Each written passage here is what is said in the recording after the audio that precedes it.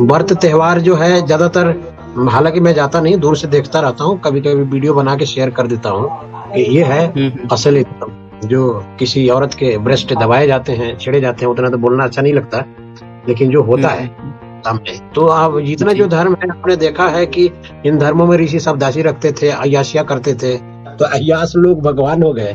Third class के जो थे, शायद सारे ब्राह्मण ऐसे आ जाते तो हमारे देश का भला हो जाता। ब्राह्मण तो मैं हुई नहीं। अमित सर बोल रहे थे विश्व गुरु नहीं, हम लोग विश्व में भूख हमारी जरूर बन गए हम लोग। नमस्कार दोस्तों, स्वागत है आप सभी का अनटोल्ड हिस्ट्री में।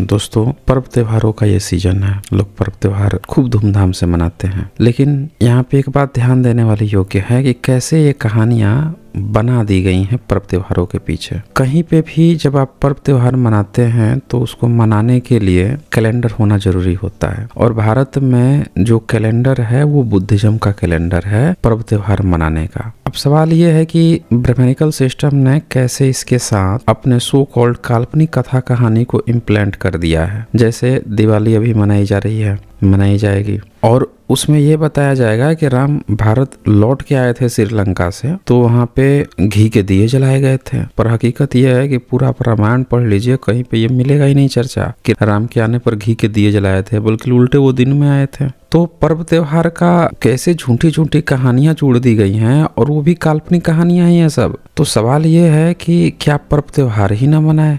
बच्चों को तो मजा आता है पर्व त्योहार मनाने में, तो आप मनाइए, लेकिन उसके साथ अंधविश्वास हटा दीजिए। उसके साथ आप कुछ ऐसा काम मत कीजिए जिससे कि प्रदूषण फैले, और अगर फिर भी नहीं पॉसिबल है तो उसको कम से कम कीजिए, यानी कि पटाखे वगैरह बहुत कम से कम छोड़ें। आप त्योहार में जो पूजा पाठ वाला सिस्टम है उसको बिल्कुल खत्म कीजिए, क्योंकि अल-बुरूनी से लेकर और भी बहुत सारे दस्तावेज मिल रहे हैं जिनमें यह जिक्र है कि भारत में बुद्धिज्म में ये सारी डेट्स में पर्व त्योहार मनाए जाते थे, लेकिन इसका रूप इस तरह से नहीं था, पटाखे छोड़ना, पोल्यूशन फैलाना, पूजा पाठ करना। तो इस पे एक कॉलर आए हैं, कबीरपंथी हैं, इस पर वो अपनी बातें रख रहे हैं, आप लोग ध्यान से सुने। अमित तिवारी भी हैं, चर्चा बेहतरीन हुई है। सुरेश दास सैनी जी आए हुए हैं, इनको मैं ऐड कर लेता हूँ। कैसे हैं सुरेश जी आप? नमस्कार माइक सर। नमस्कार। नमस्कार नमस्कार। ठीक, हम विश्व गुरु अमित सर बोल रहे थे, विश्व गुरु नहीं, हम लोग विश्व में भूख हमारी जरूर बन गए हम लोग।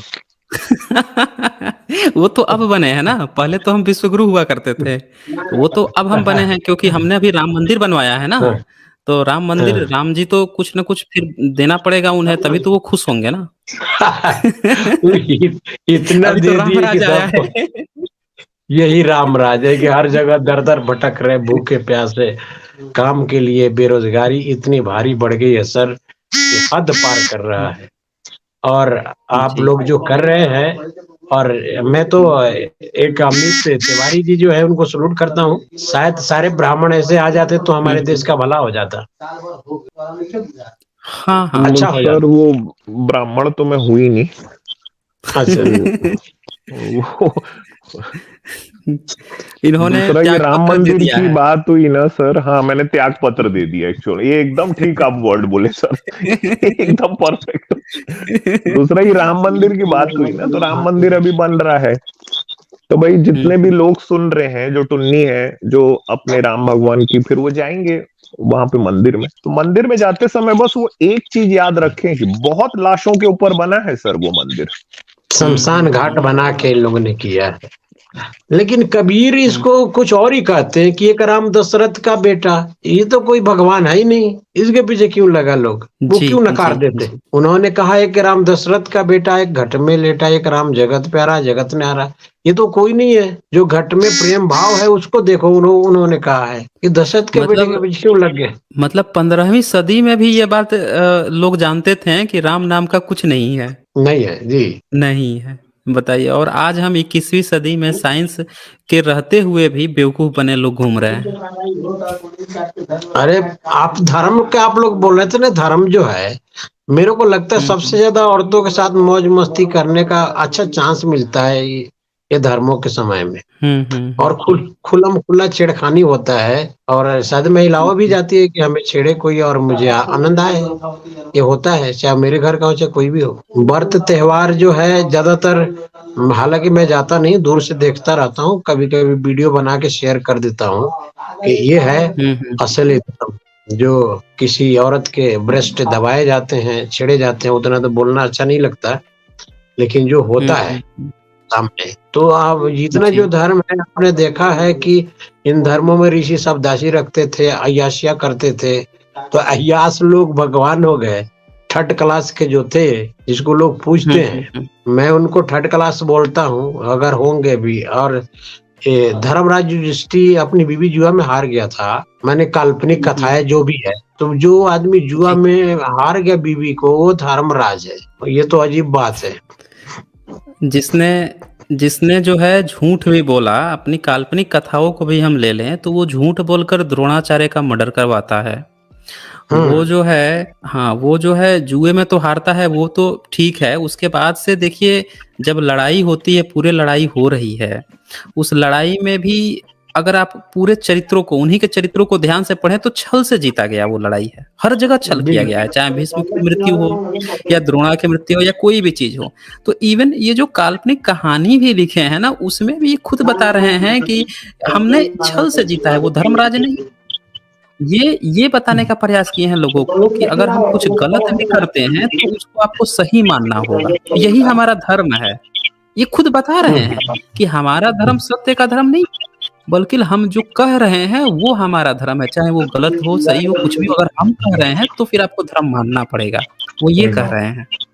जी तो लोगों ने तो उसको वो से जोड़ लिया ना, सम्यक जोड़ लिया कि भाई ये तो सम्यक सोच जैसी बात आ गई कि हम सोचते हैं कि अच्छा होना चाहिए, ये होना चाहिए। वो उनका है ही नहीं। वो खुद कह रहे हैं कि छल कपट प्रपंच ही हमारा धर्म है।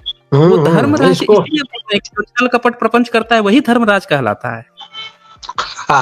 जी, दारू दूरू सब पीता है और जुआ भी खेलता है, सब धर्मराज, धार्मिक लोग हैं। जी। तो सर, इसमें जो त्योहार है, ये पटाखे छोड़ने वाली बात है कि मैं दिल्ली में था, मैं सन 2000 के करीब, तो मैं 4 दिन तक कमरे से बाहर नहीं निकला था। इतनी प्रदूषण, इतनी गंदगी। उसके बाद जो भी बाहर निकलते थे बोलते थे कैसा सरकार है, प्रदूषण नहीं कंट्रोल कर सकता है। अरे प्रदूषण तो हम लोग फैला रहे भाई, ये वो भी धर्म है। ये कैसा धर्म है जिसमें प्रदूषण है, बलात्कार करना है, छिड़खानी करने का फुल छूट है? ये क्या धर्म है? आप बताइए सर। जी, ये देखिए, ये पूरी तरह से क्लियर है, इसमें तो कोई दो राय ही नहीं है। मैं तो ये देखकर आश्चर्य हो जाता हूँ कि पढ़े लिखे प्रोफेसर तक ये बात लिखते हैं कि देखो भाई, दिवाली आ गई है, हम तो पटाखे फोड़ेंगे ही। और जो लोग कह रहे हैं कि दिवाली में पटाखे मत फोड़ो, उनका फिर सुबह रात में मुंह क्यों नहीं खुलता? जो कह रहे हैं कि आज जो है पटाखे मत फोड़ो, उनका फिर मुस्लिम त्योहारों पे क्यों नहीं मुंह खुलता?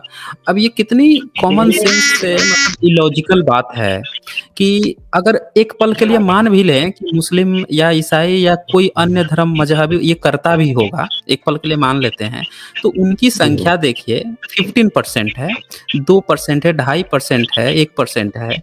तो ऑफ कोर्स वो पॉल्यूशन फैलाते हैं, हम मान रहे हैं फैलाते हैं। नहीं फैलाना चाहिए, मैं ये नहीं कह रहा हूँ कि उन्हें फैलाना चाहिए, नहीं फैलाना चाहिए उन्हें भी, लेकिन वो रेशियो जो है काफी कम है।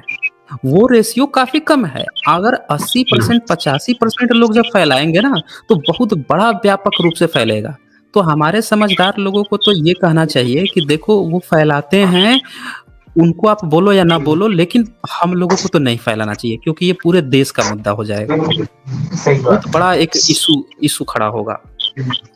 सर, ये तो इसका यही हुआ कि हम सुधारना नहीं चाहते, दूसरों को दोषी लगा के बस वैसे ही चलते रहो। हाँ, ये पढ़े लिखे लोग, मतलब जिसको हम कहते हैं ना कि हाईली एजुकेटेड, वो लोगों के ये मैसेज है, व्हाट्सएप स्टेटस है ये। सर, इसमें एक बात ना मैं भी जोड़ना चाहता हूँ। देखिए, भारत ना आज के समय में दुनिया के सबसे युवा देशों में से एक है ना। हमारी 60% से ज्यादा की जो आबादी है वो 18 से 18 साल से लेके 34 साल की उम्र की आबादी है। दुनिया के सबसे युवा देशों में है। युवा आदमी जो होता है ना, उसकी नजर हमेशा भविष्य की तरफ होती है। हमको भविष्य में सीधा सीधा साफ चीजें नजर आ रही हैं कि आपके हाथ में विज्ञान की कमान होनी चाहिए, आपके पास वैज्ञानिक दृष्टिकोण होना चाहिए। आर्टिफिशियल इंटेलिजेंस का जमाना आने वाला है सर, दुनिया आने वाले, और ये अभी हम सुनते भी हैं 5G भी आने वाली है। आने वाले 10-15 साल जो है ये एकदम दुनिया जो है एकदम मतलब 180 डिग्री पे टर्न करेगी। इतनी ज्यादा हमने जो इन चीजों को कल्पना नहीं की होगी वो हमारे सामने दिखाई देगी। भारत के युवाओं को एक्चुअल में अपनी कमर कसनी पड़ेगी। धर्म आपको अतीत में लेके जाता है, हमेशा इस बात को याद रखिएगा सुनने वाले, अगर कोई युवा साथी मेरे सुन रहे हैं तो धर्म आपको अतीत में लेके जाएगा, विज्ञान आपको भविष्य की चीजें दिखाएगा। आपको ये तय करना पड़ेगा कि आपका देश आने वाले 15-20 सालों में कहां होगा। और 200-300 साल में कभी कुछ देशों के इतिहास में ऐसा होता है कि इतनी बड़ी युवा आबादी आ जाए। आज के जो युवा हैं सर, इनके ऊपर बहुत ज्यादा बड़ी जिम्मेदारी है। तो अगर अभी भी अतीत में फंसे रहे, आईटी सेल जैसी चीजों में, किसी में कोई हिंदू मुस्लिम में अगर ये लोग फंसे रहे, या जातिवाद के दंश में अगर ये लोग लिपटे रहे, मैं बता रहा हूं इस देश का जो वक्त है वो निकल जाएगा। और जो वक्त बर्बाद करते हैं, वक्त उनको बर्बाद कर देता है। एक कविता है छोटी कि बाढ़ की संभावनाएं सामने है और नदियों के किनारे घर बने। जी पर उधर से कुछ डिस्टरबेंस आ रहा है, थोड़ा उनको बैकग्राउंड साउंड आ रहा है शायद। हाँ आप बताएं। एक छोटी सी कविता है कि बाढ़ की संभावनाएं सामने है और नदियों के किनारे घर बने हैं। चीड़ वन में आंधियों की बात मत कर, इन दरख्तों के बहुत नाजुक तने हैं। इस तरह टूटे हुए चेहरे नहीं हैं जिस तरह टूटे हुए ये आईने हैं। आपके कालीन देखेंगे किसी दिन, इस समय तो पांव कीचड़ में सने हैं। हमको ये देखना है, अभी वो जो हंगर इंडेक्स निकला है उसमें 103 के स्थान पे है सर भारत। भूखमरी की ये हालत है हमारे यहाँ। और हम लोग अगर आज अपने आप को विश्व गुरु बोलेंगे तो दुनिया हंसेगी। तो आपके कालीन देखेंगे किसी दिन, इस समय तो पांव कीचड़ में सने हैं। और इस तरह टूटे हुए चेहरे नहीं है जिस तरह टूटे हुए ये आईने हैं। जातिवाद से बाहर निकलिए मेरे युवा साथियों, ये जो धार्मिक उन्माद है इससे बाहर निकलिए, विज्ञान को अपनी ताकत बनाइए। बाबा साहब बोल के गए थे कि शिक्षा को अपनी ताकत बनाना। उनका ये जो शब्द है ना सर, अगर इसको किसी ने आत्मसात किया, मैं बता रहा हूं उसके जीवन में क्रांति हो सकती है। हाँ बिल्कुल जी सर। जी तो सैनी जी आपको मैं माइक आपकी, हाँ आप बताएं। मैं सोशल मीडिया पर पहले ज्योतिबा फुले, सावित्रीबाई फुले, बाबा साहब अम्बेडकर को बहुत कहते थे। उनके साथ एक ब्राह्मण भी उस समय होते थे, तात्या नाम के। उन्होंने बहुत अच्छा काम किया।